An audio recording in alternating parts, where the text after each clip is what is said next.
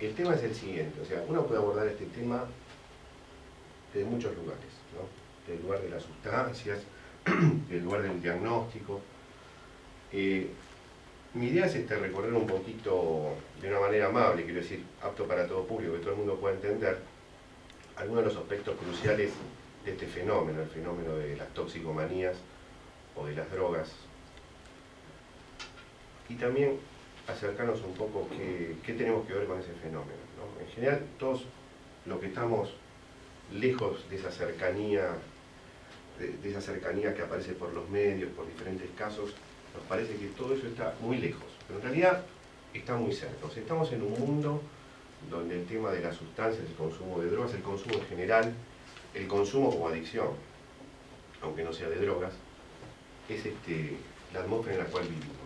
Y eso no es algo que se va a disipar porque querramos o porque hagamos algún tipo de conjuro. Es parte de nuestra realidad. Partiendo desde esa visión es que podemos empezar a hablar del tema. Si pensamos que es un tema que es extraterritorial a nosotros, creo que nos vamos a equivocar.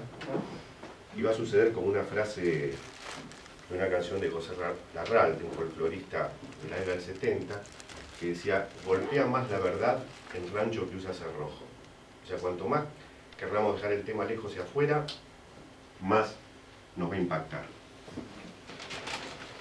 Primero vamos a situar el tema de las toxicomanías o la drogadicción, llámenlo como ustedes quieran, como un fenómeno. ¿Por qué un fenómeno? Porque tiene múltiples variables, múltiples aristas, y hoy cuando venía para aquí, y después charlando con Julio en el auto japonés, yo decía, bueno, yo siento que a veces lo que nosotros hacemos es como una hormiguita peleando contra un elefante, ¿no? O sea, todo el fenómeno del negocio de la droga, del mercado de la droga, del lenguaje de la droga, y el poder que tiene y que impacta no solamente de los delictivos, sino de las instituciones que se supone que deberían combatirlo, es enorme y cada vez es mayor. Entonces, ¿qué podemos hacer, ¿no? Me parece que a pesar de esa asimetría, en cada familia, en cada sujeto, el trabajo artesanal y en red es un trabajo posible para hacer y que da sus frutos, a veces no inmediatamente.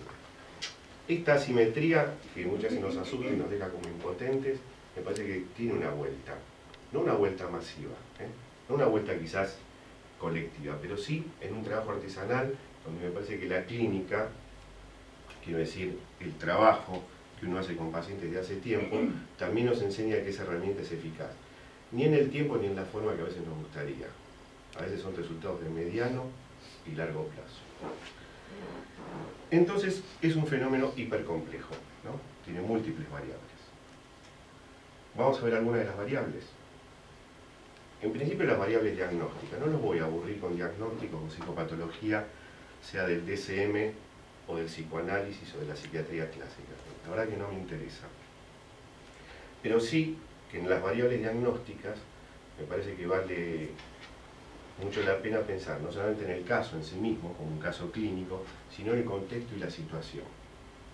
Quiero decir, la familia, los lazos del sujeto, las historias, porque eso no solamente nos hace al diagnóstico, sino al pronóstico que podemos tener con esa situación o con ese caso. Yo he visto más de una vez, no sé cuántas, pero unas cuantas, casos en los cuales la gente decía, y ya no hay nada que hacer, ya probamos todo. Han pasado 20 años o tantos años y no creo que se pueda hacer nada por este caso, ¿no? Siempre se puede hacer algo, si uno hace una lectura un poquito más detenida de lo que está en juego. Y acá lo que nosotros tenemos que pensar es qué idea tenemos en la cabeza, incluso los profesionales, de lo que es una cura. Si una cura es que alguien deje absolutamente de consumir, o que vamos a decir, en el espinel de su vida mantenga ciertas cuestiones importantes como el trabajo, el estudio, una relación con la ley más o menos normal, una relación con los otros, más allá de que cierto tipo de consumo siga existiendo. O sea, la idea de cura nos hace tener un listón muy alto, y en muchos casos imposible de lograr, u otro posible, más armónico, con que alguien pueda llevar un determinado tipo de vida. O sea que eso también es importante revisar. Los dispositivos que hay. cada quien, a veces por motivos exclusivamente comerciales, no solamente terapéuticos, dice que el suyo es el mejor, el de probada eficacia. ¿Qué quieren que les diga? No hay un para todos. Pero lo podemos dividir básicamente en ambulatorios, aquellos donde la persona sigue con su vida cotidiana, más allá de un formato de terapia individual, grupal, hospital de día, y los residenciales, que durante mucho tiempo fueron la única oferta, o sea, la internación. Básicamente podemos dividir hoy los dispositivos asistenciales en esos dos, sin entrar en detalles. Ahora, orientaciones hay muchas. Esta del abstencionista, que la persona se tiene que abstener de seguir consumiendo drogas, cosa que en muchos casos es imposible. La de reducción de daños, que viene de Europa a través del trabajo con la heroína, y la que habla de los consumos responsables y problemáticos, para dividir a aquellos que necesitan un determinado abordaje u otro.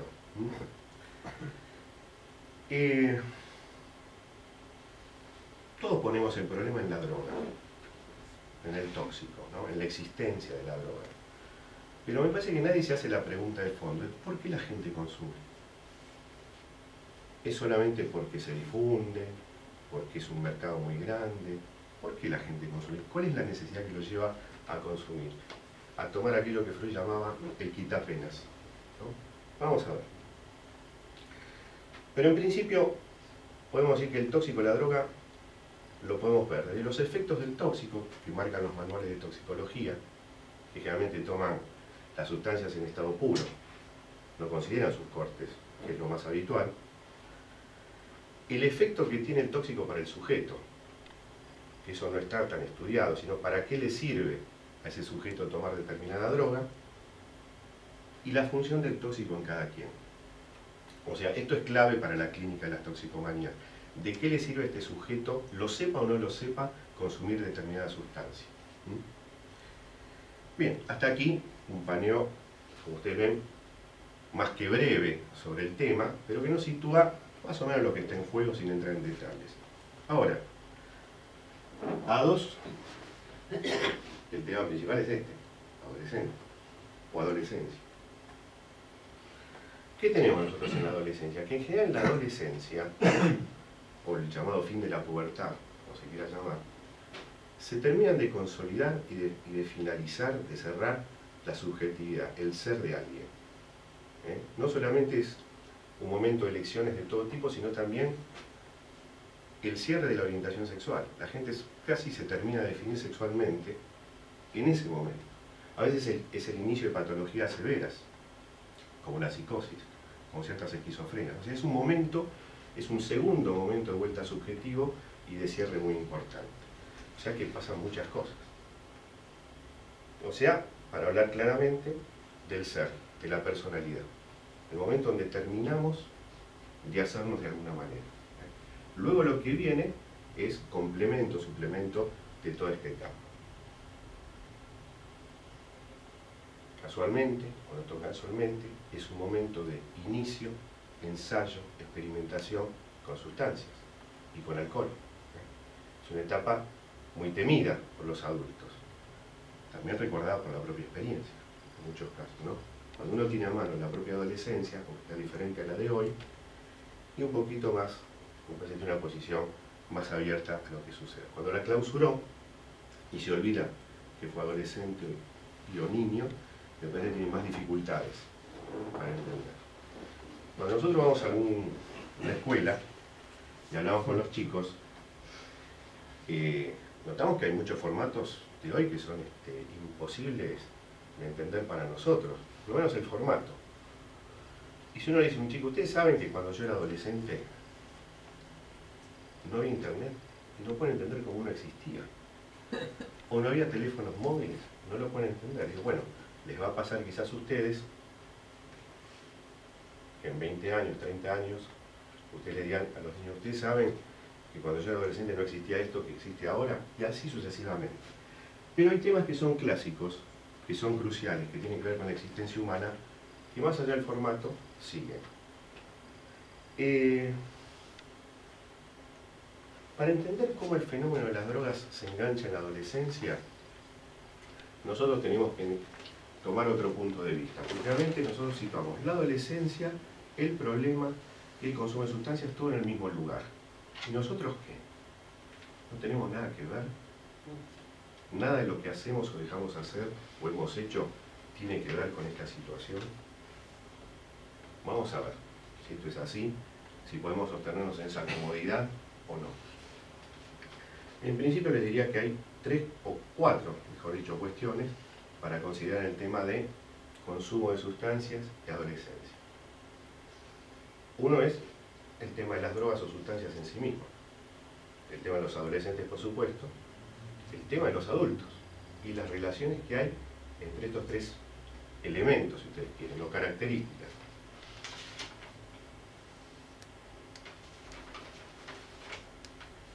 No tenemos que valorar las drogas en lo abstracto solamente, como pensar que el mal está ahí. O sea, todos los males están en la sustancia, en los efectos que producen, ¿no? Sino en el contexto de la construcción social que el mundo adulto hace de ellas. O sea, ¿qué predicamos, qué decimos de lo que son las drogas y el consumo?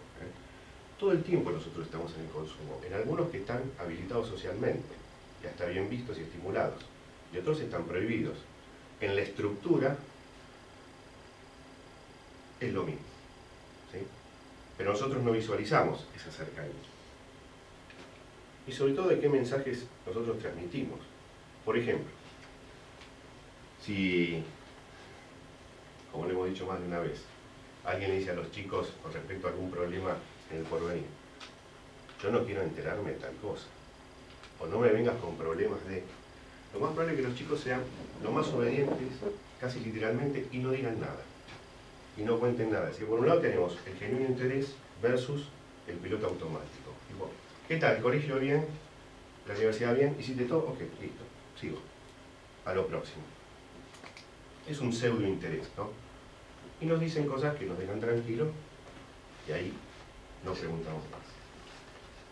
Tiene que haber un equilibrio racional entre los derechos y la responsabilidad, que incluso están situadas en la Carta de los Derechos del Niño, ¿no? y de las niñas y los adolescentes, contra un control absoluto presencial que es inútil, que es imposible y que no sirve para nada. Nuestra presencia no va a garantizar cosas. Lo mejor que uno puede hacer por un hijo es darle los elementos para que solo pueda ir por la vida y arreglárselas, que lo internalice. La escucha, algo tan simple como escuchar, no oír, escuchar de verdad contra una pasión por la ignorancia, o sea, un no querer saber por más que el otro nos dé señales. Y después uno dice, ah, claro, pero me doy cuenta que aquel día y aquel año, aquella situación, y uno reconstruye todo lo que fue fundamentando lo que pasa hoy. Comprensión y ayuda, a pesar de que pase algo que a uno no le gusta para nada, contra la condena y la segregación. A veces la cura de algunos toxicómanos, lo que hemos visto en comunidades terapéuticas, era cuando, no cuando dejaban de consumir, sino cuando podían confiar en otro. Aunque ese otro sea un otro, quiero decir, no igual a uno, ¿no? En ese sentido, algunas de las tareas que nosotros, que son como los trabajos de Hércules, debo reconocer, algunos son muy difíciles de hacer, es hacer pensar, o pensar juntamente con el joven, educar para el ocio, ¿no? Parece algo que tiene un contrasentido, pero no. Dar el ejemplo, es bien difícil, ¿no? Comunicarse. Saber que uno puede escuchar, aunque sea lo peor, ¿no? Que no va a quedar sin consecuencias, pero bueno, uno está en posición de poder escuchar eso. Y bueno, algo que seguramente el colega va a desarrollar, pero yo lo puse porque está sobre el final, que es establecer límites y normas, donde uno también lo tiene que cumplir, porque la ley también es para uno. Límites y normas sobre qué? Sobre muchos temas que hoy son bastante de frontera, ¿no? El tema de los consumos, de droga y alcohol, pero también lo del cibermundo, ¿no? Que es otra dimensión que también nos habita y a veces la habitamos.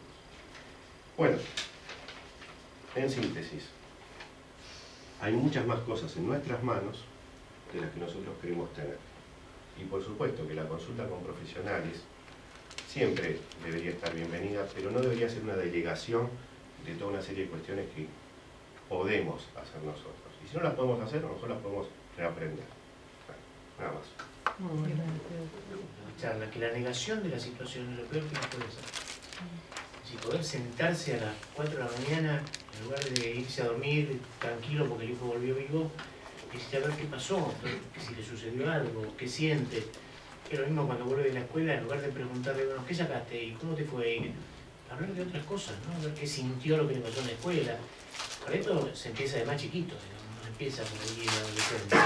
Por eso yo digo que voy a seguir insistiendo en esto, que el comienzo de la adolescencia, eso yo lo dije por ahí, alguien anota esa frase que yo me acuerdo en ese momento, empieza en el nacimiento. Esa es la historia, digamos. Si uno no puede abrir la puerta a los 14 años, si no la abrió durante 14 años.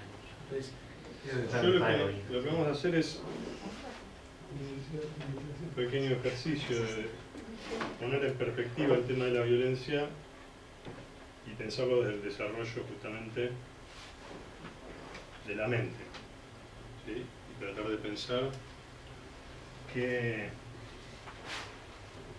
cosas van pasando a lo largo de la vida que van generando situaciones que eventualmente pueden llevar a manejar situaciones de manera violenta, ¿sí? Entonces, lo voy a ir haciendo a lo largo del desarrollo del niño. Vamos a estar con los 20 minutos, me avisan y cortamos. La idea es reflexionar un poco sobre la presentación y la generación de violencia a lo largo del desarrollo de la mente de una persona a la adolescencia, ¿no? Hasta el momento en que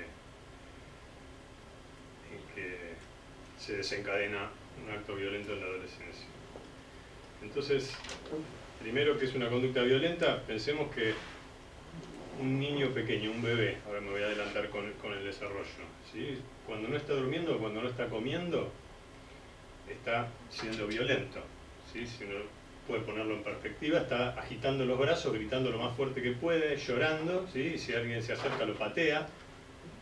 Afortunadamente no es una violencia muy dañina, ¿sí?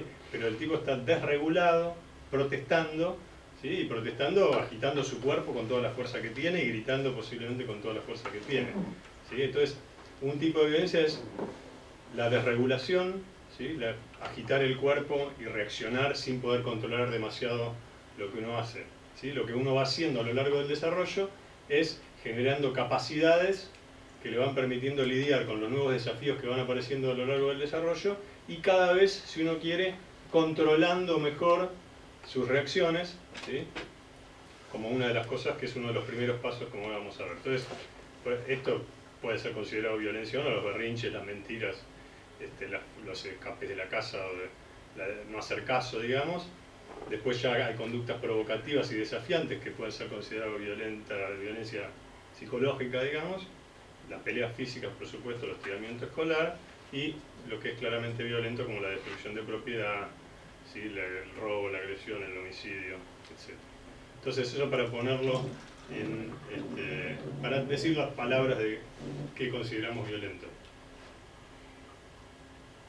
Hay un montón de factores que todo el mundo acepta que son contribuyentes, en todo caso las discusiones son en qué porcentaje, pero todos sabemos que en el desarrollo del niño y de la violencia como parte de ese desarrollo tienen como factores contribuyentes, factores que tienen que ver con la genética, con los traumas tempranos, digamos, con las interacciones con los cuidadores primarios, con lo que uno se alimenta y se mete en el cuerpo de distintas formas, y la matriz cultural y simbólica en la que nace, etcétera, ¿sí? Ahora, entonces uno puede dividirlo, si quiere ser un poquito esquemático, en características individuales de la persona que contribuyen a que responda con violencia. Vamos a darnos un cuenta cada uno, ¿sí? Características que tienen que ver con la familia y características de la comunidad en la que vive, la cultura, desde el vecindario hasta la política más macro, ¿sí? Entonces, la idea es pensar otra vez el desarrollo de la mente adolescente y qué factores pueden darse en cada paso del desarrollo. Vamos a pensarlo en pasos, en transformaciones de las emociones para volver a estar, reorganizarse cada vez, en cada etapa, reorganizar la mente para poder lidiar con los desafíos que aparecen, ¿sí? ¿sí? Los desafíos internos del propio cuerpo, como en la adolescencia ocurren de manera masiva, y externos. Entonces, cómo funciona la mente adolescente, ya lo dijeron ambos, digamos, va a depender de cómo se fueron negociando etapas anteriores del desarrollo, ¿sí? O sea que todos los factores que mencionamos que influyen, como causales, los que estaban alrededor, genético, etcétera, etcétera, van a utilizar algún mecanismo a partir del cual tienen su influencia, ¿sí? Y esa influencia se hace efecto a través de cómo se va desarrollando, sobre las influencias que tienen sobre el desarrollo de estas capacidades emocionales que los chicos van desarrollando. Entonces, nace el chico otra vez con su maquinaria homeostática lista para, sin tener que pensar ni trabajar ni nada, respirar, mantener la inmunidad, mantener el pH, la glucemia, etcétera, etcétera, etcétera. Y también viene con su, lo que decíamos recién, respuesta de desregulación, si uno quiere pensarlo violentamente, desregulación frente a los estímulos del ambiente, ¿sí? Es demasiado intenso para él, todavía no tiene bien movilizada sus vías, su capacidad de respuesta motora es muy limitada, lo que hace es, se desregula, hace berrinche, patalea, grita, llora, ¿sí? Eso es lo que hace un bebé. Los primeros días de vida, las primeras semanas de vida, no hace otra cosa cuando está, salvo cuando está comiendo o cuando está durmiendo, ¿sí? O sea que está o exclusivamente absorbido por una situación o desregulado. Muy poco tiempo de prestar atención al mundo, de estar calmo, analizar, asociar variables, entender, digamos, armar patrones entre las cosas que después le van a permitir una conducta más dirigida, ¿sí? Por ahora hace eso, ¿está? Entonces, tiene estas reacciones violentas el niño, o de desregulación. Entonces, lo primero que pasa es que los chicos empiezan, llegando hacia los 2 meses, 2 meses, digamos, progresivamente van teniendo más momentos de calma y de atención, ¿sí? Se van regulando. ¿Cómo ocurre esto? Bueno, porque viene alguien y lo ayuda con sus desafíos internos y externos. Tiene hambre, siente algo desagradable, de repente eso se soluciona. Tiene frío, un desafío externo, viene alguien y se soluciona, etcétera. Quiere agarrar algo y así, ¿sí? Entonces, esa respuesta del ambiente va haciendo que vaya pudiendo regularse, vaya pudiendo... ¿Qué es regulación? Cuando hablo de regulación, calma, pero atenta. Calma y atención, ¿sí? No calma durmiendo, ni calma absorbido, ¿sí? en la comida o en una cosa pequeñita del mundo, sino prestando atención al mundo, armando patrones de lo que siente y de lo que pasa. Armando patrones, mejor dicho, de cómo siente lo que pasa, ¿sí? Lo que siente adentro con lo que pasa afuera, dándole significados a las cosas, ¿sí? ¿Cómo se dan significados a las cosas?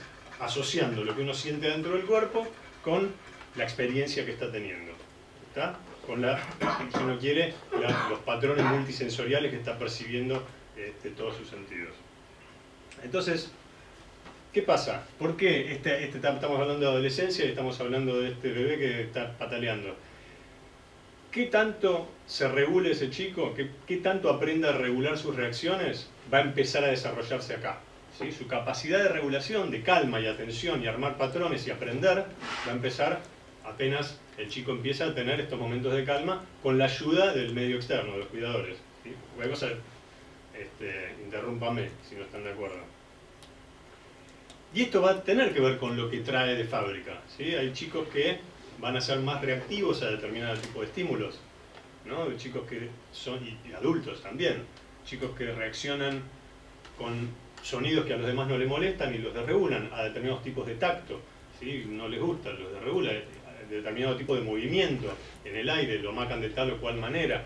Entonces, uno tiene que conocer ese perfil individual del chico, ese perfil biológico que tiene, además de las características de cómo procesa la información sensorial, un montón de otras que uno tiene que ir conociendo para ir adecuando el ambiente e ir leyendo esas señales. Mira, eso no me está gustando, ¿sí?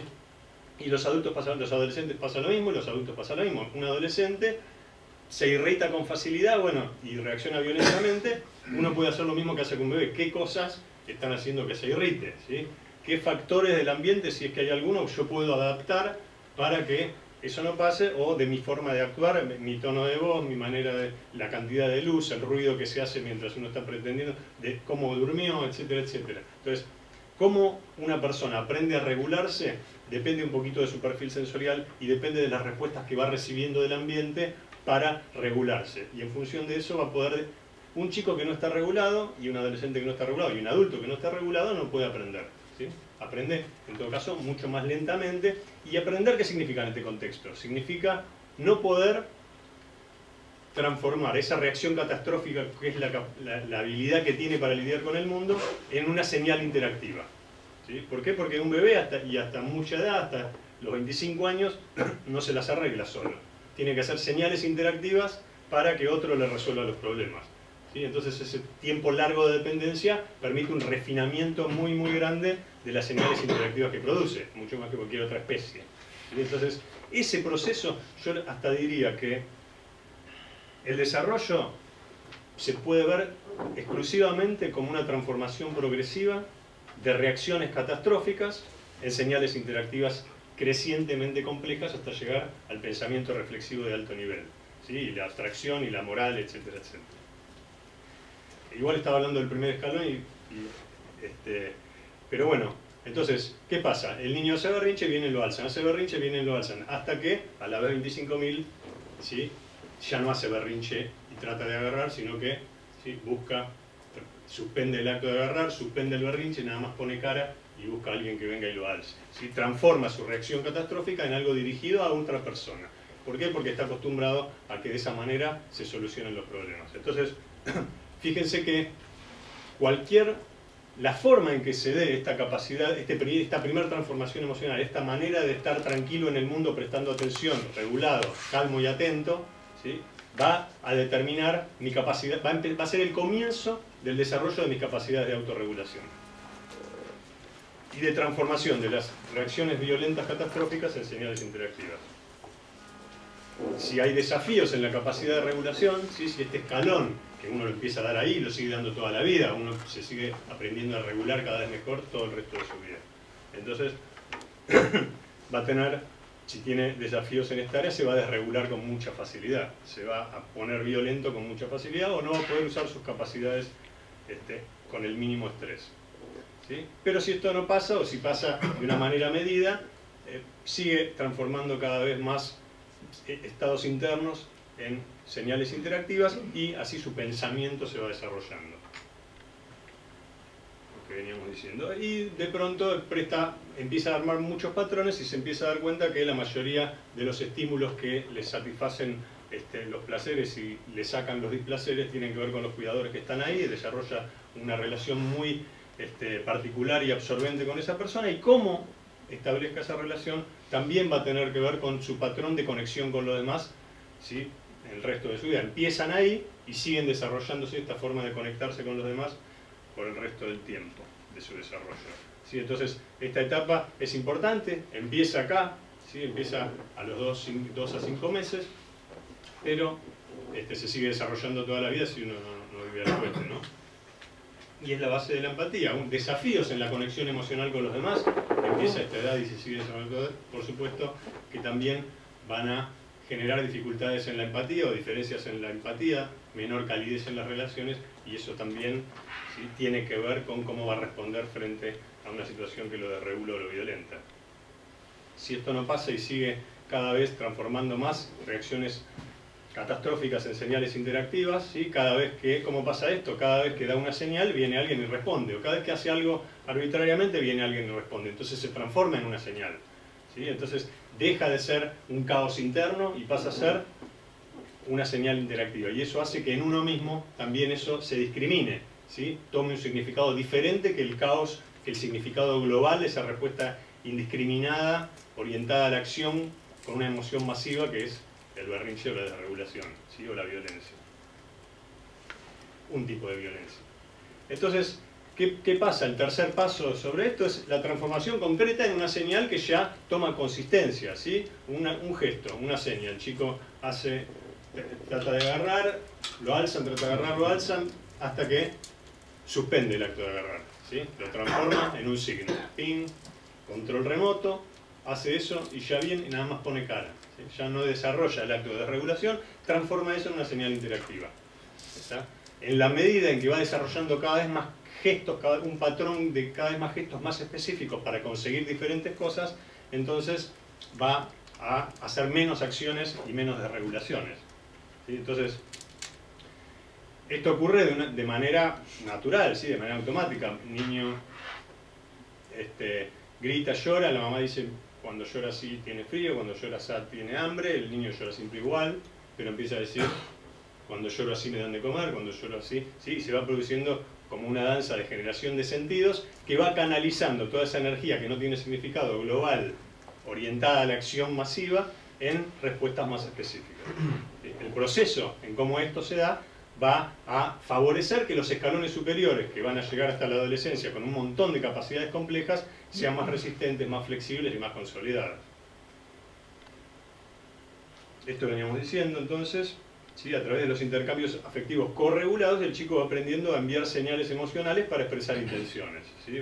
Sigue creciendo. Hay desafíos en esta comunicación gestual, en este desarrollo de patrones motores que tienen una respuesta específica, ¿sí? Pues entonces va a seguir manifestándose y vivenciándose de manera más masiva las emociones y menos específicas, porque en el momento de transformarlas en señales también las discriminan en uno y significan una cosa distinta. El paisaje corporal que las acompaña es otro. Si sigue desarrollándose, sigue subiendo estos escalones del desarrollo y de pronto ya puede armar círculos de comunicación gestual. Todavía no habla, pero ya balbucea y los familiares le responden y él vuelve a balbucear y tira del pantalón y sale corriendo y el otro lo corre y le hace gestos y el otro sabe leer esos gestos.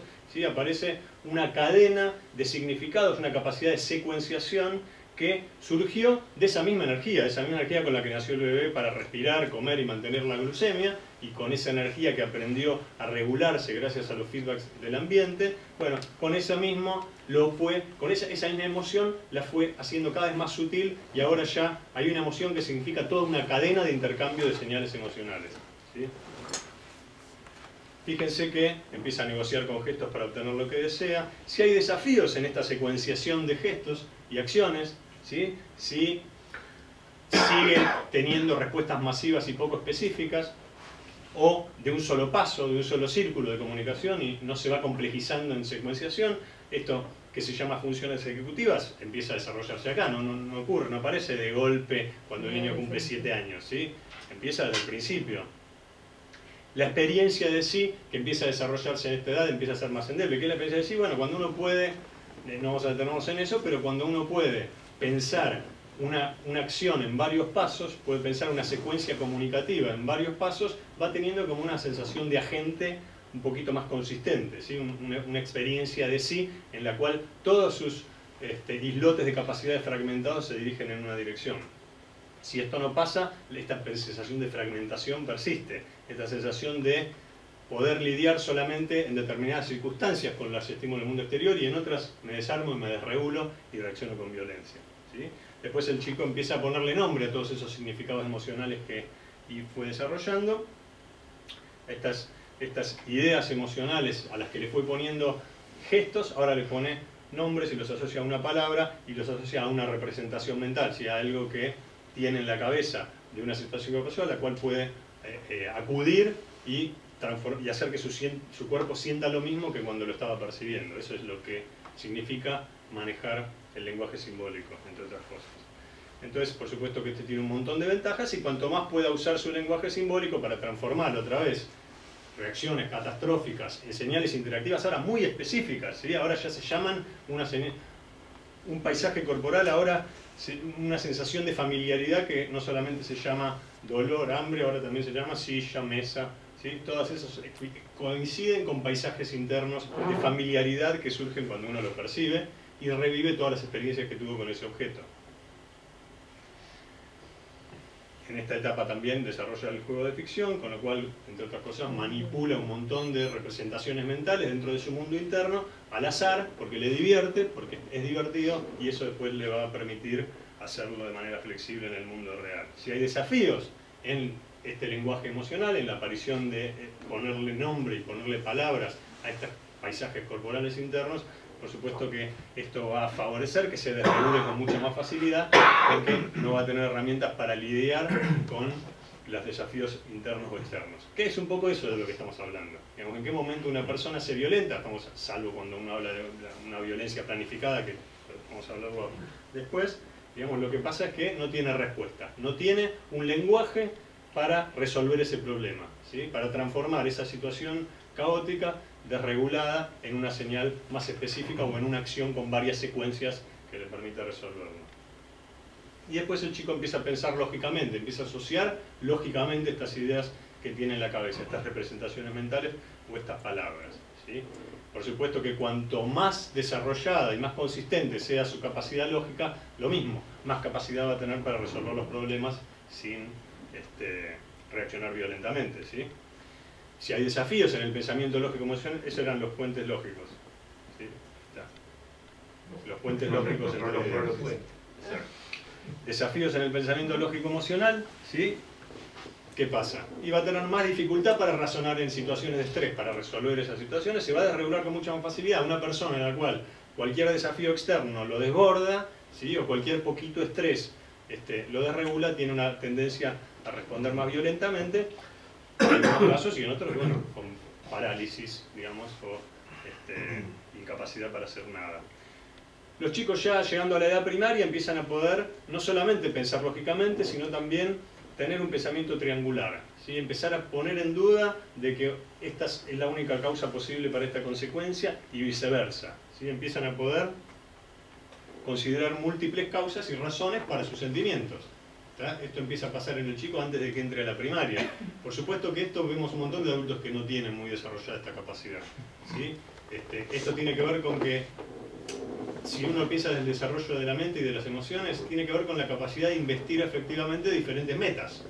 Yo tengo que poder, bueno, no me dio bola, voy a juntarme con el otro, no es el fin del mundo, ¿sí? Entonces, para poder utilizar mentalmente la multicausalidad, que uno pueda considerar diferentes causas para una consecuencia o diferentes consecuencias para una misma causa, entonces, ¿qué quiere decir esto?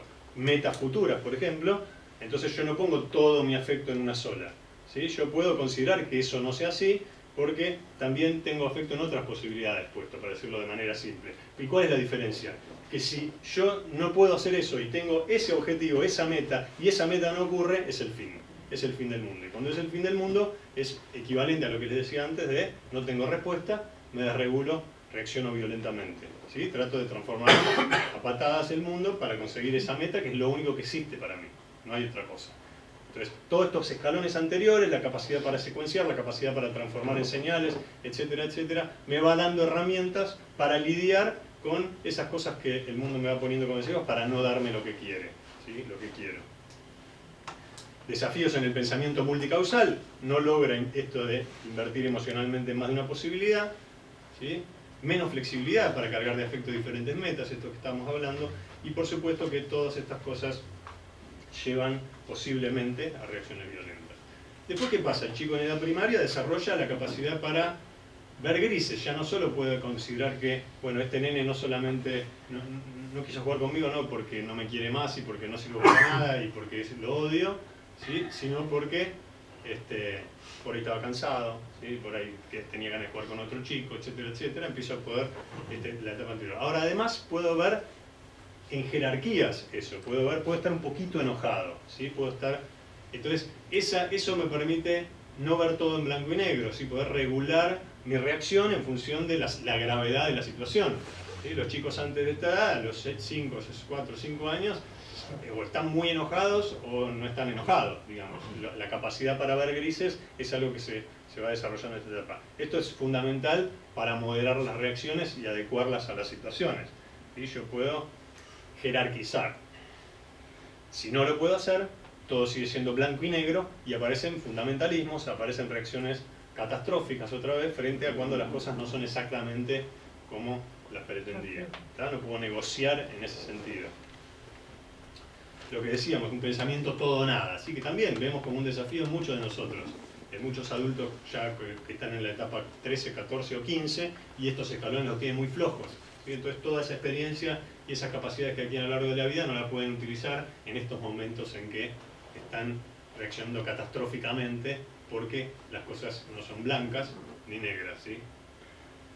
Les cuesta comprender el rol en el grupo, todo lo que requiera cierta flexibilidad, cierta tolerancia, le va a costar. Si es rígido, polarizado, ¿sí? O soy el mejor o soy el peor, no sirvo para nada, ¿sí? Si esto no sale perfecto, entonces es una porquería. Y si esto es así para todos y se acabó. Y si no, peor para ellos. Y finalmente, entrando en la pubertad y la adolescencia, los chicos van desarrollando un estándar interno, ¿sí? Un poco lo que decía Luis, y empiezan a desarrollar su propio template interno para juzgar y medir las cosas del mundo.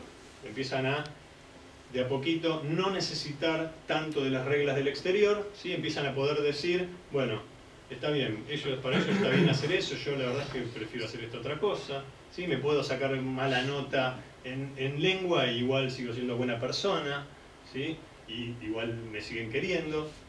Empiezo a poder cambiar de marcos de referencia, ¿sí? Empiezo a poder pensar desde otros puntos de vista y relativizar mis propias...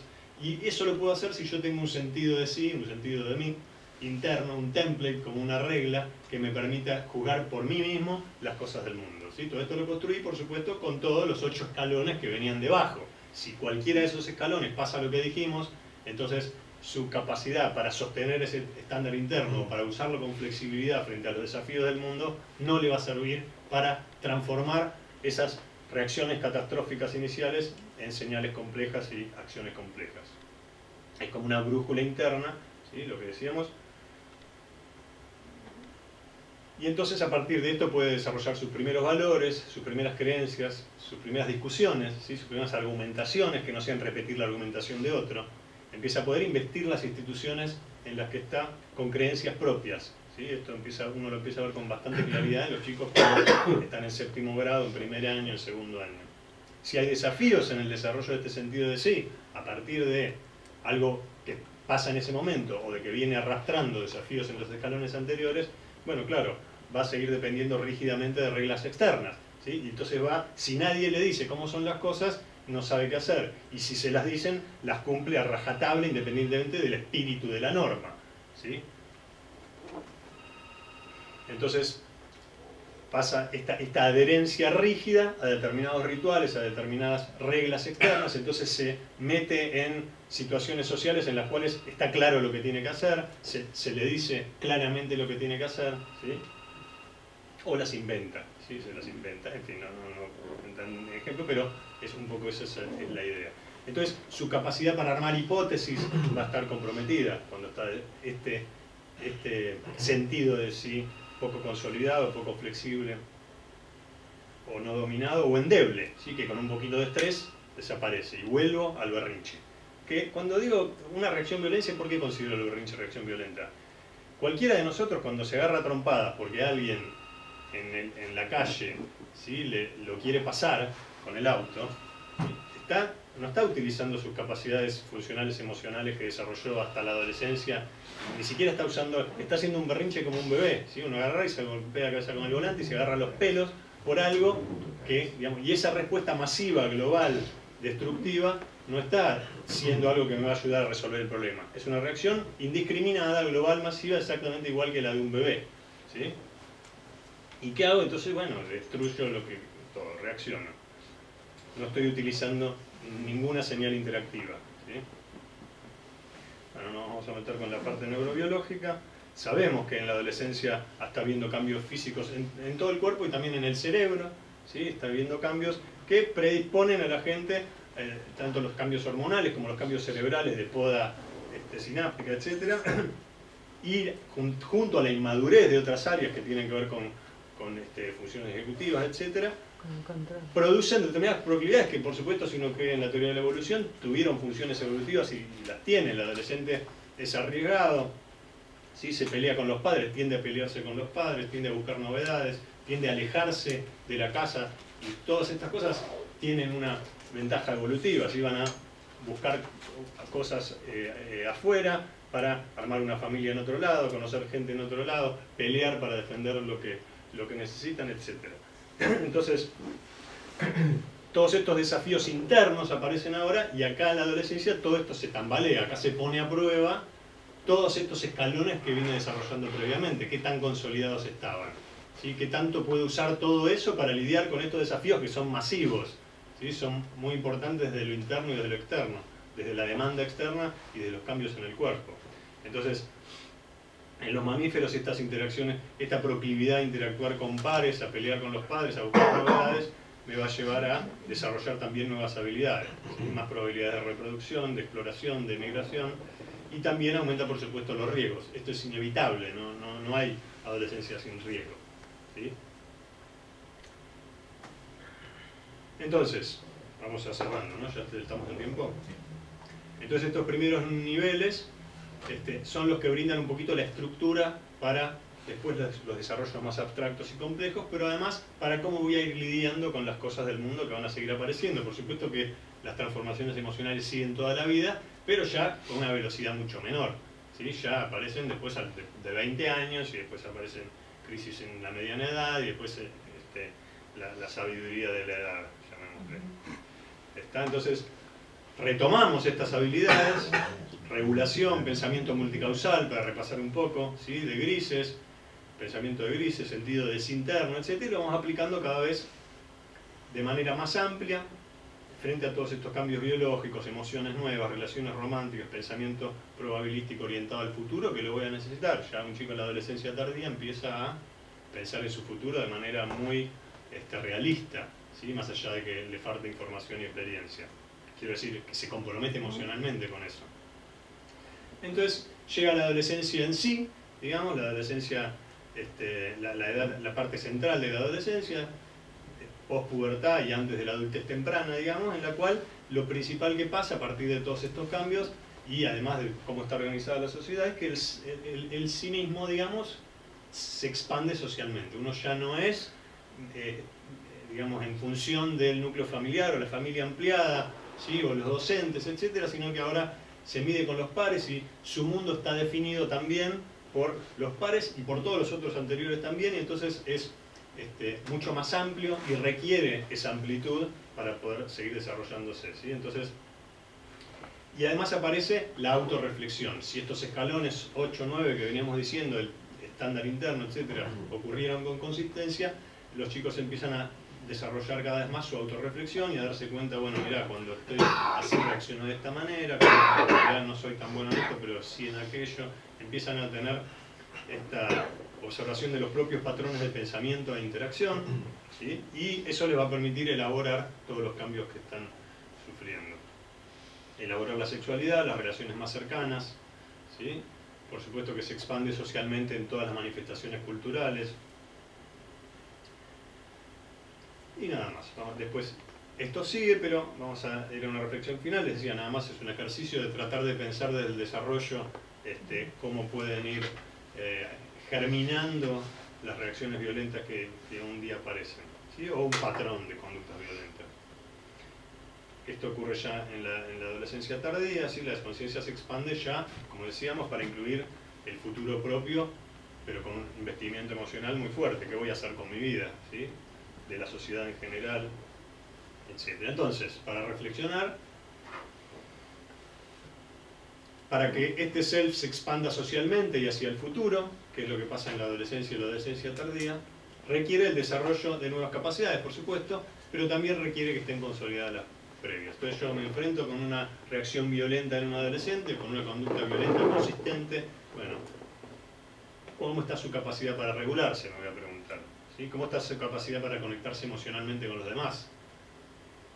No para revisar el pasado y ver quién tuvo la culpa, para ver cómo yo puedo favorecer el desarrollo de estas capacidades hoy por hoy, que es posible, por supuesto, ¿sí? Todo el mundo puede mejorar. ¿Qué tal se conecta? ¿Qué tal es su empatía? ¿Qué tal es su forma de relacionarse con las personas? ¿Puede expresar y leer señales no verbales? ¿Leer lo que el otro me está queriendo decir con la cara? ¿O siempre cree que lo están amenazando o lo están burlando? ¿Sí?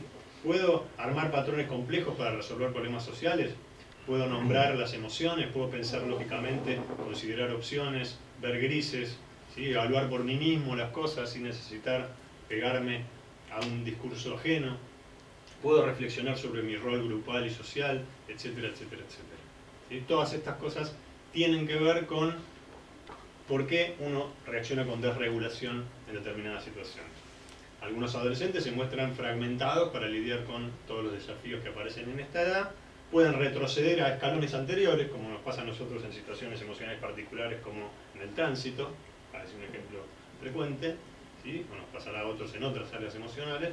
Bueno, acá pasa masivamente y terminan respondiendo con respuestas de escalones previos, ¿sí? O con desregulación clara, ¿sí? O se aíslan, no se deprimen, no se desregulan. para decirlo de manera esquemática, ¿sí? Algunos sectores se muestran fragmentados o rígidos para lidiar con estos desafíos, pierden la capacidad para usar reglas grises que a lo mejor habían desarrollado. Es decir, pero ¿cómo? El pibe era tan inteligente a los 12 y mira ahora, o a los 13, y ahora es un scratch, digamos. No sabe ni qué hacer, no sabe ni lo que hace, lo único que hace es hacer quilombo.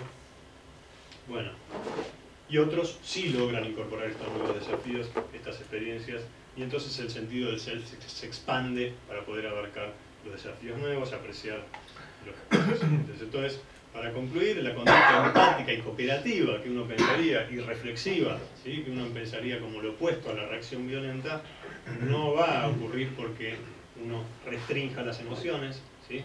Sino que va a ocurrir a partir de regularlas, diferenciarlas y transformarlas a lo largo del desarrollo de la mente.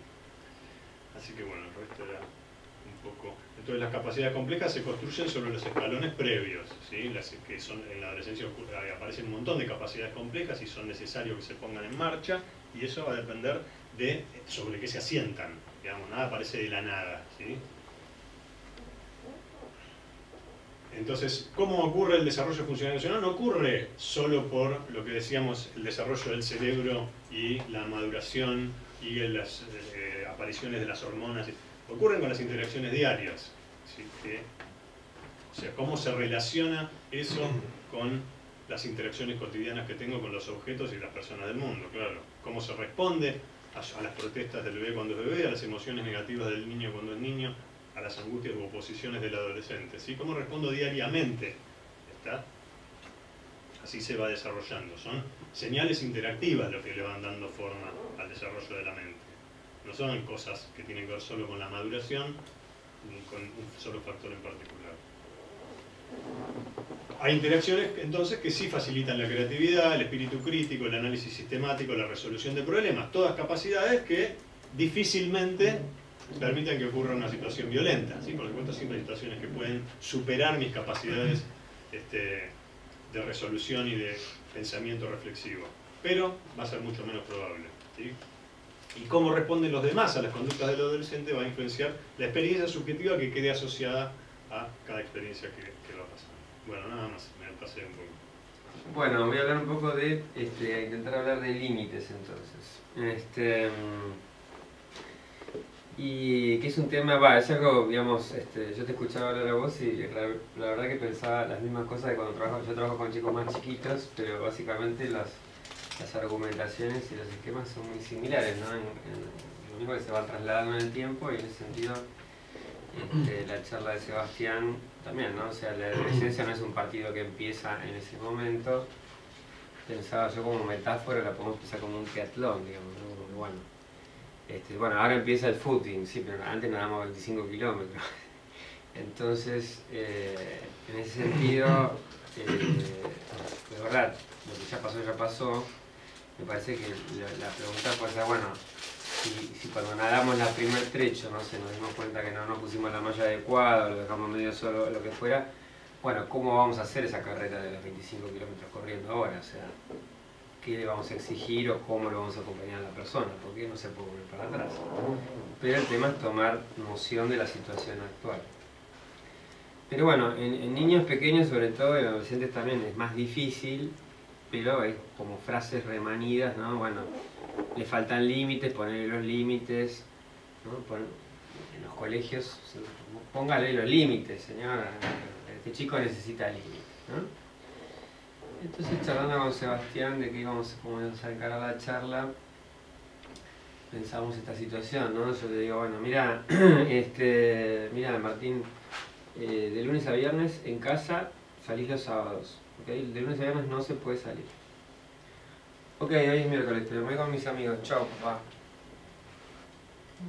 La pregunta es, ¿se le puso el límite o no se le puso el límite a ese chico? Y en realidad yo creo que sí se le puso el límite, porque el límite es eso, es decir, bueno, de ahí, de esa raya para acá estamos adentro, de esa raya para allá estamos afuera. De esta raya por acá es Argentina, de esta raya por acá es Chile. ¿Y por qué? Bueno, hay distintos límites, digamos, ¿no? O sea, poner un límite en sí es muy fácil, es decir, bueno, yo digo que esto no se debe hacer o no quiero que hagas esto, o la parte difícil en realidad es qué pasa si la persona decide cruzar el límite. La parte difícil es, bueno, si yo te digo, no, tengo 17 años más, yo me voy igual. No, pero yo te dije que no podés. Bueno, yo voy a salir igual. Bueno, ahí es el problema. Bueno, ahí es donde ver cómo llegamos hasta esa escena. Pero nos puede pasar. Nos puede tomar de sorpresa. O no sé, o bueno, yo voy a fumar, no sé, yo voy a fumar igual. O lo que fuera, ¿no? Todas estas cosas que... entonces, bueno, ahí es donde por ahí me parece que pensar un poco conceptualmente, ¿no? La diferencia entre límites y consecuencias y entre qué significa. A veces la gente, me parece que nos confundimos cuando nos exigen que pongamos límites, nos están exigiendo que manejemos consecuencias, o a veces, bueno, que acotemos el límite de lo que se puede hacer o lo que no se puede hacer. Porque me parece importante diferenciar que los límites que uno tiene que poder poner son en cosas que en realidad se pueden traspasar. O sea, porque no tiene mucho sentido que yo diga, bueno, acá nadie va a poder salir por las paredes, aviso, ya les puse los límites a todos, ninguno me sale por la... Bueno, más fácil, no tiene mayor sentido, digamos, poner límites en cosas que el chico no va a poder hacer. En realidad los límites se ponen en cosas que se pueden hacer, pero desde nuestra perspectiva como padres consideramos que no son beneficiosas, ¿no? La otra pregunta es retarlo al chico o expresarle más o menos fuertemente o decirle más fuertemente, no salís.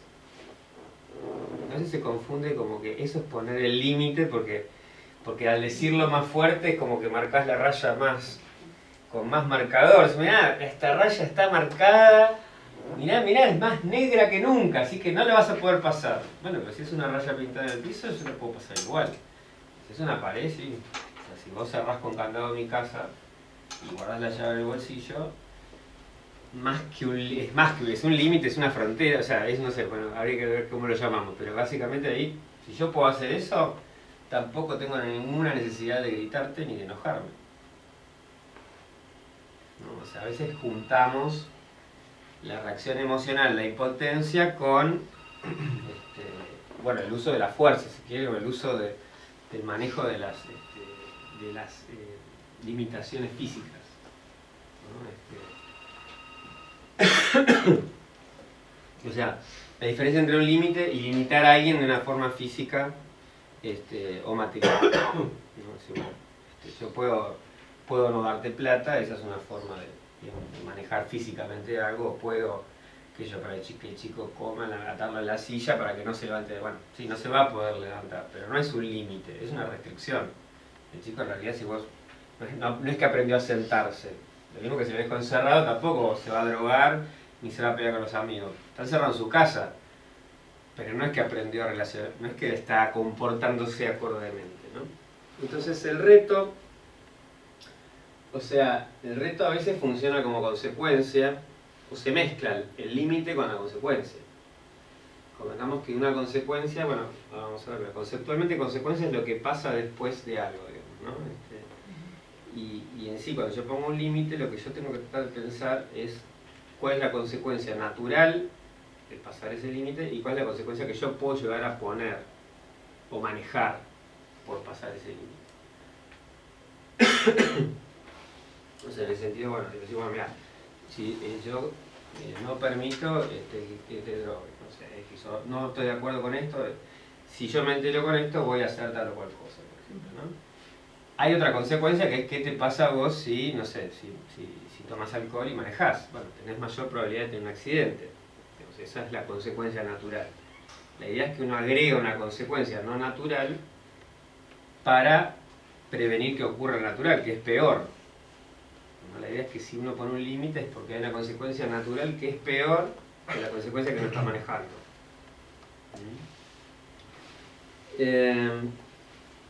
Entonces, bueno, conceptualmente un límite, acá dice, línea, esto es del diccionario, ¿no? Línea real o imaginaria, frontera que separa cosas. O O sea, como esto, como algo que marca un, bueno, si estoy de este lado o si estoy del otro lado. En este sentido, sí, parte de poner un límite es, está claro cuál es el límite para mí y para el otro.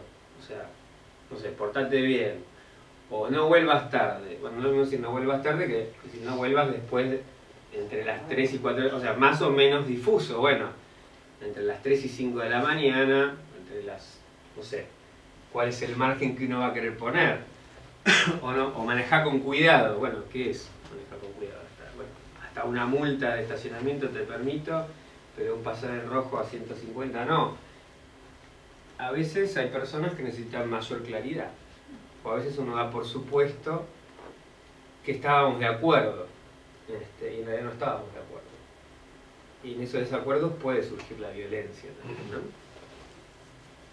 Me acuerdo yo cuando salí, que tenía 15, 16 años, y salimos en la playa, qué sé yo, y bueno, fuimos a caminar por la playa y salió el sol y qué sé yo, volví a mi casa totalmente, bueno, ¿qué problema había? Montar mozo en la época, y mi mamá estaba como loca cuando llegué, pero realmente yo decía, bueno, pero ¿cuál es el problema? No, obviamente en esa época no había celulares, yo estaba totalmente seguro y bien, no entendía realmente cuál había sido la... tampoco era un desafío ni nada, o sea, directamente no tenía noción de que estaba traspasando algún límite porque nunca había sido marcado, nunca se le había ocurrido a mi mamá decirme no puedes volver antes de las 6 de la mañana. Bien, entonces, si fui claro mostrando el límite, si pude chequear que el otro me entendió, y esto, digamos, estamos hablando de una comunicación mucho más simple, digamos, o por lo menos que esté clara esta parte simple, entre comillas,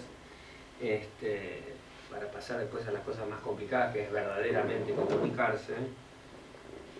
Pero a veces uno chequea una información concreta, como por ejemplo un horario o algo por el estilo, y si no entendiste, sí.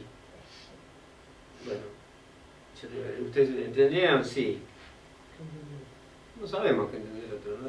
Eso no es chequear la información. O sea, si, bueno, ¿qué me entendiste o cómo me entendiste? Porque el malentendido nos pasa a todos, pero el malentendido con un adolescente que tenga algún historial menor, lo más probable es que va a ser interpretado por nosotros como desafío, mala conducta o lo que fuera, y va a ser sancionado. ¿Y cómo vamos a diferenciar si en realidad fue un malentendido o fue un desafío? Yo te lo dije, vos me dijiste sí, pero yo te entendí otra cosa, no puede ser. Bueno, ahí tenemos otra vez una posibilidad de mini violencia, ¿no? Entonces, consecuencia es lo que es causado o sucede como resultado de un evento anterior. En este caso, una conducta. Y las consecuencias, lo que sabemos desde lo conductual, es que tienen efectos sobre nuestro comportamiento. O sea, ¿en qué sentido? Bueno, ¿cómo afecta mayormente? Bueno, si la consecuencia es inmediata, afecta más el comportamiento. Si la consecuencia es relevante para la persona, afecta más el comportamiento. Cognitivamente, puedo yo entender que lo que me pasó tuvo que ver con lo que yo hice antes o no. En este sentido, nada, hay un montón de consecuencias posibles que no ocurren habitualmente. Yo puedo manejar borracho o habiendo tomado más alcohol del permitido y no chocar, muchas veces. Con lo cual, o cualquier otro tipo de este tipo de conductas que, bueno, son riesgosas, pero la realidad es que antes manejábamos todos sin cinturón de seguridad, hace 15 años. Ahora usamos todo. Y la realidad es que, bueno, como dice el programa, me arruga la ropa, no sé qué, o sea, hay una probabilidad de choque, pero no se ocurre siempre. Entonces, no se corrobora, no es vivir una consecuencia de, mira, si vos manejás tomando alcohol, te vas a reventar. Te vas a hacer pelota, te lo digo yo. Que sé. Pero tu discurso no se corrobora con la realidad. Si fumas porro, te va a pasar esto. Si haces esto... Bueno, pero en principio no se corrobora muchas veces. Eventualmente, si sucede, bueno, vamos a tener la consecuencia que eventualmente sí puede llegar a afectar mi conducta o mi vida, qué sé yo, depende de lo que sea, pero ya es tarde, digamos, ¿no? Entonces, no es lo mismo decirle a alguien lo que le puede pasar o torturarle la cabeza o esperar que aplicar una consecuencia. O sea, eso como consecuencia no tiene no tiene valor como consecuencia en sí mismo. Sí, como tratar de trabajar mentalmente, o de que la persona tome conciencia, o que se autorregule, o que lo que fuera. Pero tal vez como consecuencia tengo que agregar algo más.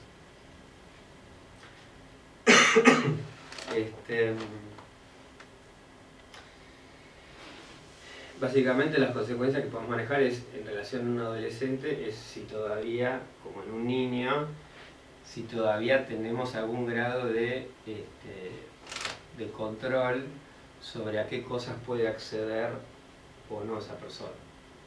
En general hay cierta dependencia desde el dinero, desde las salidas, desde los horarios, desde los viajes, desde los materiales que están en la casa que yo compré, la televisión que yo compré. Bueno, en la medida que se van perdiendo esos terrenos, que se tienen que ir cediendo también, bueno, tengo más o menos grado de manipulación de ciertas cosas.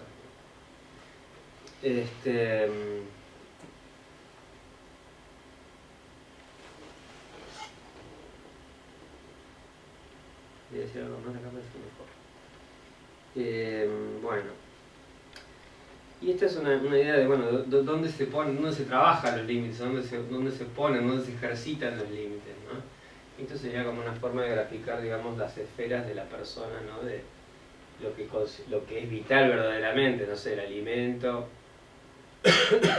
el aire, el oxígeno, no sé, X cantidad de compañía humana, necesitamos sí o sí.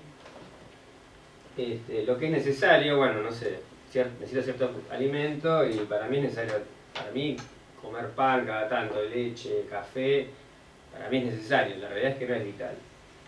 O sea, se puede vivir comiendo solo arroz, tal vez estamos desnutridos, pero se puede sobrevivir.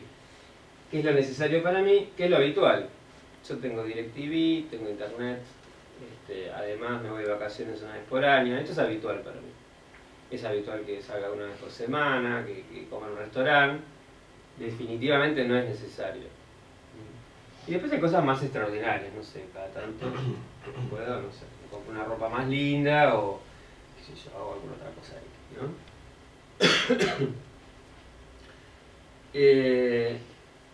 Nada, esta es la zona ideal para trabajar los límites, digamos, ¿no? Donde no, cuanto más nos acerca, o sea, acá no debería haber nunca algún límite y acá preferentemente tampoco, o sea, acá es donde nosotros podemos ejercitar los límites.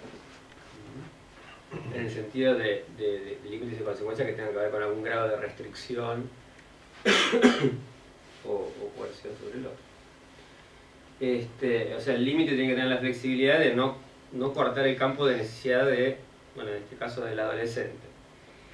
El tema es que la perspectiva de cada uno es diferente de lo que para mí es necesario para vos, que tenés 15 años, mira, vos, aunque salgas una vez por semana, 2 o 3 horas, está bien, o tenés 17, sí, podés sacar el carnet, pero no hace falta que manejes, yo te llevo, y tal vez para el otro, bueno, la pregunta es en qué momento de esta transformación de la maratón, que ya pasó la parte de nadar, ahora decimos, tengo 15, no sé, empezó mi adolescencia, oficialmente, porque soy niña, hice mi fiesta de 15, ritualmente empezó mi adolescencia, bueno, esto se va a ir, lógicamente se tiene que ir modificando, digamos, ¿no? Entonces, los choques vienen por ahí más complicados en la diferencia de perspectivas y cómo vamos, de alguna manera, el adolescente va presionando para que se corra, digamos, lo permitido dentro de lo necesario, con algún grado de legalidad y permisividad, y cómo el adulto va tratando de decir, guau, pará, todavía bailar no, todavía manejar no, todavía... Pero la verdad es que muchos de nosotros, como adolescentes, si nos hubiéramos quedado, ¿cuándo se te va a ocurrir a vos que yo voy a poder hacer todas estas cosas? Y bueno, algunos todavía no haríamos nada, digamos, ¿no? Y al revés. Si el padre lo deja hacer todo lo que quiera, y hay chicos que se pasan de largo y terminan. Pero bueno, tomando un poco lo que decía Sebastián, o sea, la conducta en sí es un resultado no solo de la historia de ese chico, sino de qué hacemos nosotros y de la interacción que tenemos entre persona y ambiente, ¿no? Entonces, este concepto de capricho, que a veces se maneja más en un adolescente sería, bueno, cuando pensamos que un adolescente o a un chico, o una persona o un chico adolescente nos plantea algo que nosotros consideramos que es un capricho, porque escúchame, ya saliste el jueves, saliste el sábado, ¿por qué tenés que salir el domingo otra vez? Eso ya es un capricho, o no sé, te compré las zapatillas, te compré el celular y ahora vos querés comprarte además, no sé, la tablet, esto ya es un capricho. Cuando nosotros decimos que es un capricho es que estamos diciendo que eso que la persona quiere está fuera del campo de necesidad. Lo estamos considerando extraordinario o poco habitual. Y no quiere decir que no tengamos razón, quiere decir que nosotros lo estamos viendo así y estamos pensando que la otra persona además realmente no lo necesita. Incluso tal vez no cree que lo necesita. Si nos equivocamos ahí, bueno, el tema es que vamos a tener una interacción conflictiva, seguro. Y si esa interacción es conflictiva, bueno, va a haber violencia en función de cómo sean las dos partes, ¿no? Entonces, el punto sería pensar que podemos no tener tan claro qué es lo que es necesario para el otro. Entonces, en ese sentido, tal vez, más allá de que el límite se mantenga, la consecuencia, o sea, si puedo poner un límite o limitar algo en el sentido de no permitir el acceso directamente, como decir, bueno, yo la llave del auto no te la doy, o sea, lo que fuera, o no vas a ir de viaje, o no te dejo, no te llevo a la casa de tal amigo, porque todavía no puedes viajar solo.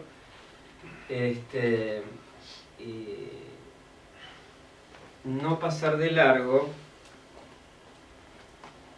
lo que tiene que ver con empatizar con tu posible visión.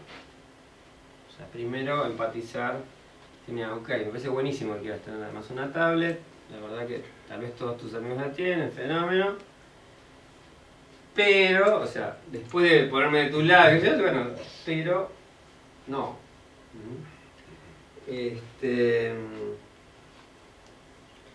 Entonces, bueno, ¿cuál sería la tarea de los hijos? De acuerdo a los límites que nosotros podamos poner, que tienen que dejar un grado de decisión, que puedan hacer la mejor elección, digamos, ¿no? La mejor elección para ellos.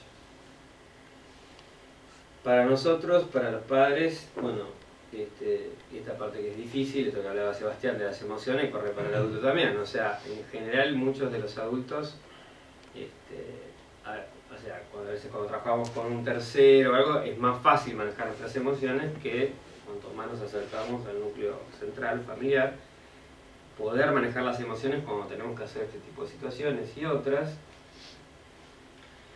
Modelar el control de las emociones, o modelar el control de los impulsos cuando estamos poniendo un límite también, y generar las oportunidades para que la persona elija favorablemente de acuerdo a su vida, digamos, ¿no? Y algo importante que es que no, digamos, que la explicación y la comprensión de las consecuencias no es suficiente para modificar la conducta, porque muchos adultos no lo logramos tampoco, en el caso del manejo y demás. Entonces, en ese sentido, digamos, más allá de que creo que lo más importante es esto, cómo se jugó el partido en relación a la regulación, la vinculación, el apego, los vínculos, o sea, todo eso puede hacer que la adolescencia transcurra sin ninguna de estas dificultades, digamos, o sea, los desafíos sean cosas menores, no sé, un corte de pelo, o qué sé yo, no sé, elegir en lugar de una carrera otra, no sé, que los conflictos pasen por ahí. Pero de todas maneras no dejar de utilizar o de tener claro qué tipo de cuestiones ambientales como padres podemos realmente manejar.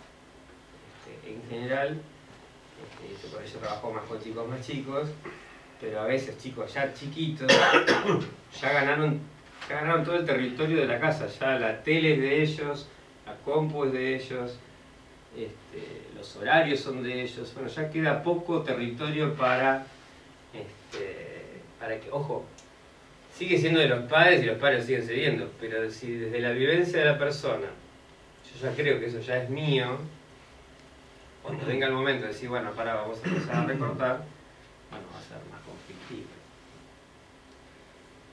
Bueno, así que esa sería un poco en realidad, en relación a la violencia, estábamos acá hablando de de no generar nosotros violencia al poner límites a los adolescentes por la forma en que lo hacemos, porque estamos cortando algo que el otro cree necesario, y porque también de alguna forma eso también puede ser que produzca un alejamiento y busque a la persona por otro lado. Bueno, me hice acordar una cosa de los chicos más chicos cuando venían y decían que era poner límites, que los padres por ahí ponen límites a montones de cosas sin evaluar los riesgos del no. Yo a veces les digo, mira, si decís más de 7 veces no a más de 7 cosas, te estás equivocándolo, porque hay 7 cosas que son de riesgo. Meterlo de un enchufe, eso es no, digo, y se entiende claramente porque es obvio. Ahora, si uno le dice el mismo no a meterlo de un enchufe o a agarrar un cenicero, mejor es sacar el cenicero, digo, porque él no puede diferenciar cuán grave es el riesgo. Entonces, la transmisión de estas cosas, decirle, no, mira, esto es no, obviamente también hay que ver con, uno puede decir no, yo a veces les digo, decir, uno puede decir en un chico no, por esto y por esto. Y cuando son más grandes, decirle por esto y por esto, no. ¿Está bien? Es decir, cambió el discurso desde otro lugar, digamos, de poder explicarle, digamos, primero a un chico más grande por qué le va a decir que no. En cambio, un chico necesita una especie de límite concreto, no violento ni autoritario, pero decir, mira, esto no podés. Y si se acerca y mete los dedos en el enchufe 3 veces, no se resuelve poniendo un electroshock que corte la corriente. ¿Está bien? Va a haber que sacarlo al chico del lugar hasta que aprenda que no tiene que meter los dedos en el enchufe. Así que no es eso, ¿no? Un poco sí, hay que apoyarse ahí y dejar el no para lo más... No, lo acabo de poner ahora porque corté, pero... No sabía. ¿Viste? No es para quedar bien. Lo acaba de escribir recién. Claro, lo acabo de escribir mientras vos hablabas. Sí, dejar el no para no desgastarse. Y la otra cosa que para mí es importante, pues con respecto a los adolescentes, que está bueno generar, o sea, cuando uno es un adolescente necesita un adulto con el cual pelearse, rebelarse, cuestionar. Entonces, generar un campo para eso, digamos, preparar un campo donde yo me expongo y pongo, digamos, una línea de batalla en algo que no haya problema, no sé, qué pienso yo de la religión o de la política o la moda, cómo es vestirse, bueno, entonces todos esos campos no son peligrosos, pero presentar batalla ahí, o sea, en algún lugar sí poner en algún lugar donde poder batallar. Pensar cómo aprovecho esta situación para darle herramientas para su desarrollo funcional y emocional para el futuro. Entonces, más allá de después cómo soluciono la situación particular de ese momento. Pero si yo lo veo como una oportunidad y entonces le digo, no sé, cualquier cosa que haga que su capacidad de autorreflexión, de conexión conmigo, digamos, esté mejor. Entonces, ¿y vos cómo vas a reaccionar si yo te digo que no preferiría que no vayas a esa casa? Porque suponiendo que uno ya haya tomado la decisión de que no lo va a dejar ir porque olió que, no sé, algo grave va a pasar, ¿no? Entonces, uno pregunta, genera una conversación sobre el tema, ¿sí? ¿Qué pasaría si tal o cual cosa? Digamos, salir de tener que reaccionar rápidamente frente a una situación, poner la consecuencia en el futuro del desarrollo de esa persona. Por supuesto que no vamos a hacer esto si tiene un arma en la mano, si está por atropellar un colectivo, pero sí en estas situaciones donde uno, digamos, es más importante lo que aprenda para el futuro que lo que pueda pasar esa noche, salvo una situación particular. Entonces creo que verlo desde el desarrollo me permite decir qué le puedo dejar y qué puedo también aprender yo o mejorar yo mi propio desarrollo funcional y emocional a partir de cómo me relaciono con mis hijos y cómo expando mi ser hacia mis responsabilidades por los otros. Entonces, creo que si uno logra en ese momento tomar un poco de distancia y pensar en cómo aprovecho esa situación, a lo mejor después tiene que igual tomar una conducta, digamos. A lo mejor después igual tiene que tomar una conducta de decir, bueno, yo este límite lo pongo, si vos vas y volvés borracho, lamentablemente después X, qué sé yo, para decir algo. Pero bueno, creo que está bueno pensar estas situaciones límite para que nos sirvan para el futuro, para desarrollar capacidades. Otro concepto del límite, la situación límite, ¿no? Que nos divide también a nosotros. Porque muchas veces lo que pasa es que no hemos hablado de ciertos temas. Entonces aparece la urgencia y uno los habla como puede. Esto pasa también en el mundo adulto, no solamente pasa con los pibes. Por ejemplo, en las relaciones amorosas hay una creencia en algo que siempre es fatal, que es creer en la telepatía. Creer que el otro sabe lo que nosotros queremos y entonces nos va a dar eso, y cuando no lo da, nos quejamos porque sabe y demás. Es todo un tema. Y otro tema, que me parece que es muy importante, dos cuestiones quisiera decir. Primero, que en general todo lo que hablamos son situaciones ideales. Si los padres están separados, si se llevan mal, si no se comunican, bueno, las cosas estas son mucho más complicadas. Y la otra cuestión, que en general abordamos los temas cuando surgen. Sería bueno abordarlos antes, ¿no? Poder dejar planteado la posibilidad de hablar de ese tema en algún momento. Porque realmente siempre vamos detrás de las cosas. Es natural, ¿no? Hay cosas que no las queremos nombrar, no sea cuestión que suceda. Pero yo creo que es bueno poder hablar anticipatoriamente de estos temas.